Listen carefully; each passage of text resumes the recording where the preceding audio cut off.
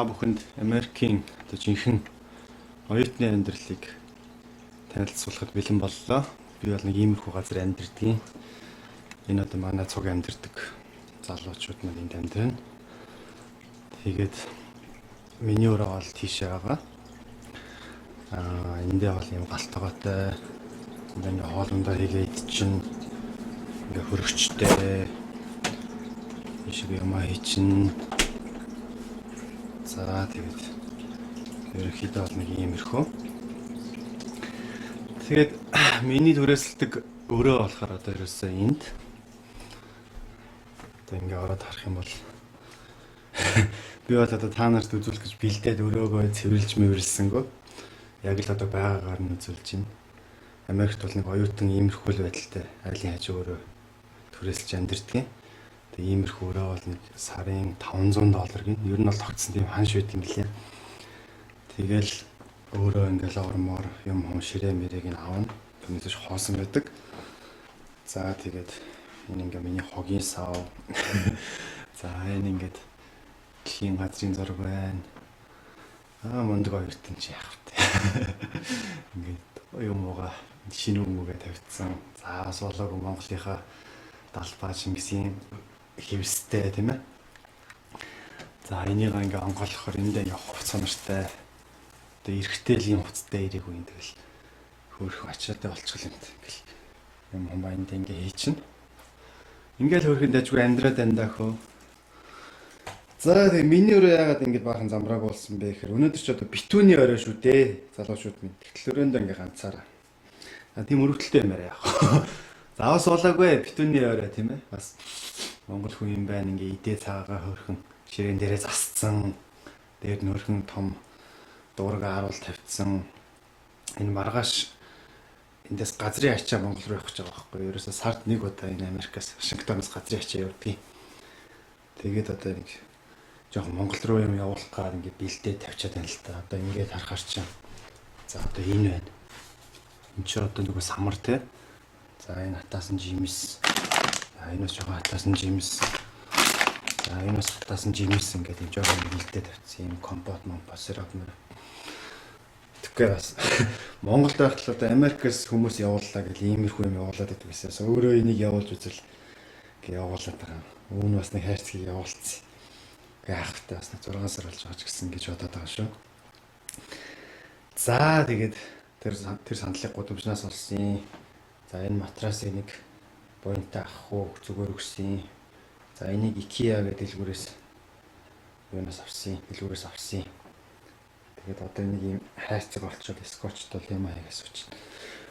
Тэгэл юу Америкт чи ирээл гэрлүүгээ одоо хоёр дахь хайрцаг юм явуулж гин. Тэгэхээр ном л явуулах юм дөө. Тэгэл энд чинь тэгэл бас хөөрхөн хямдхан үнээр ном олдчихно. Тэгэл илдүү янзын ном цуглуулаад Монгол руу явуулж байгаа юм л да.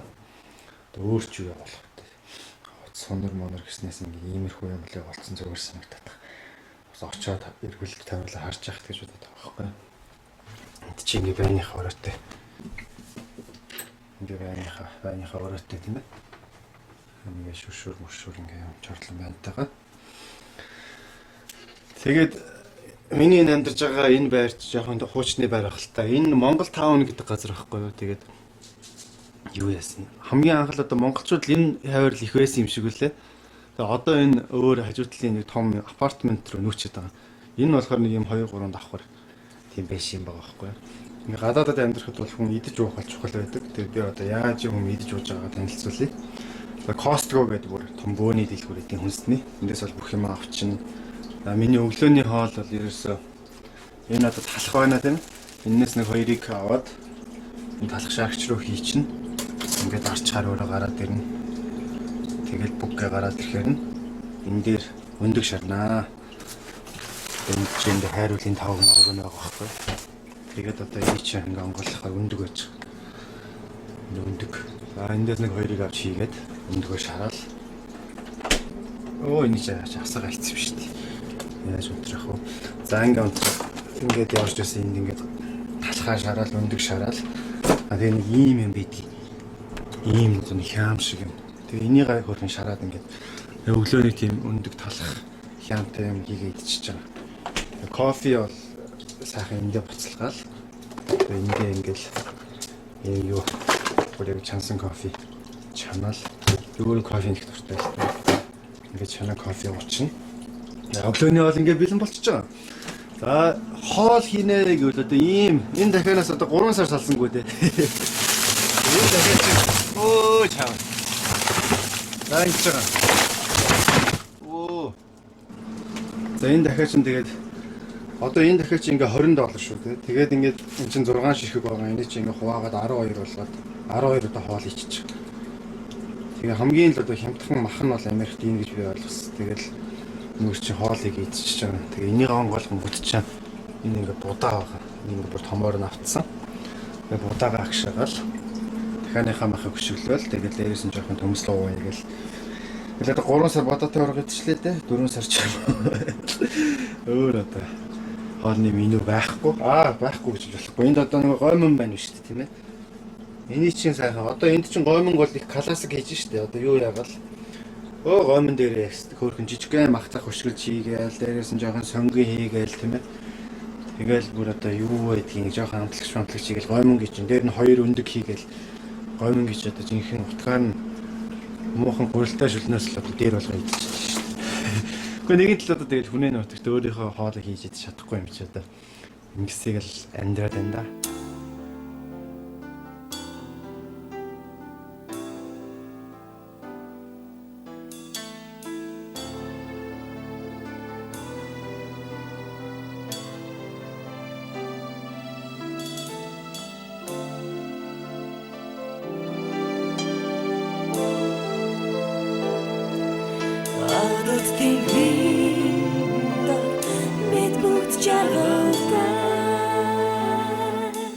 Эрен талын сэвэлзүр салихна эцэж ядраад амарсан юм уу амрах хосын яра сонсоо